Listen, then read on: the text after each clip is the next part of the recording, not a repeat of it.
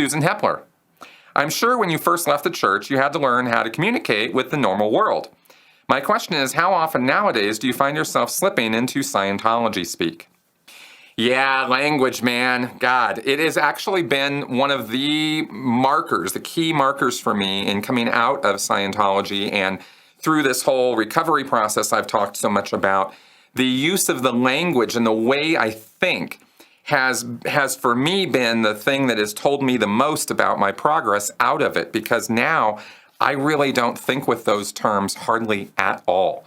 They rarely come up unless I am specifically talking Scientologese or Scientology as a topic with somebody, in which I then need to get back into. I have to sort of turn that part of my brain back on and kick it into gear.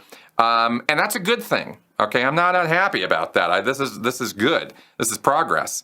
Because now I don't have to sit and filter through, oh, what's the English term for that again, or concept, or how do I think about that?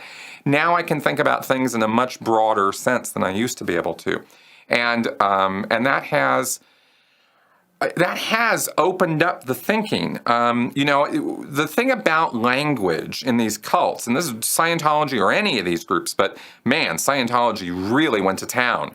2 dictionaries this thick, an administrative bunch of words and the technical words, and they're just, so much of it. And these concepts that they communicate, or the words that the ideas that they communicate, have to do with who we are, how we think, how people act. I mean, basic core fundamental stuff that you run into every single day with people you run across.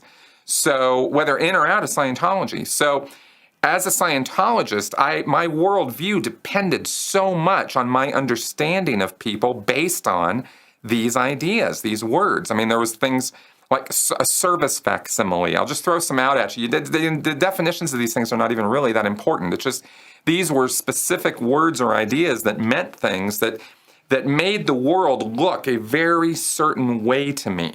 Overts and withholds, service facsimiles, ARC breaks, present time problems, implants, goals, problem, masses. I mean, all of these things are technical terms in Scientology that mean very specific things. And like a service facsimile, for example, it's an idea that you use to make yourself right and other people wrong, and explain a disability that you have so that you can gain sympathy for that disability. Not just a physical disability, it could be a mental or emotional one too. Maybe you don't understand something and you're all peeved about it, and so you're upset and you're trying to get across to another person that you just don't get this thing, and it's like, and they're not really replying or responding the way you want them to. So then you start making them wrong and you're right, and you want this sympathy, right? There's a whole thing to this, but this is basically the idea. And I used to look at human behavior in these terms of like, oh, there's a person who is surfacking. They are using a service facsimile because they were in a tight spot, or they didn't understand something, or they were plagued by some problem, or they were sick. It could be this kind of a disability.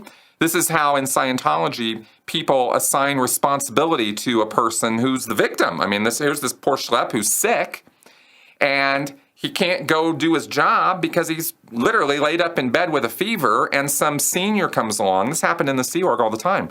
Some senior person comes along and says, "You're just surfacking. Get out of bed. Stop being a bum. Let's go. We get to post. You got work to do." And the guy's like, I'm sick. And he goes, "No, you're just trying to get sympathy out of me for your disability." You kind of see how this works now, right? Like, you're sitting there being sick on purpose in order to get my sympathy and get me to back off from you and let you have time off. You're going to be right. I'm wrong. No way, man. I'm not going to let you do that. You're surfacking. That's just a service facsimile.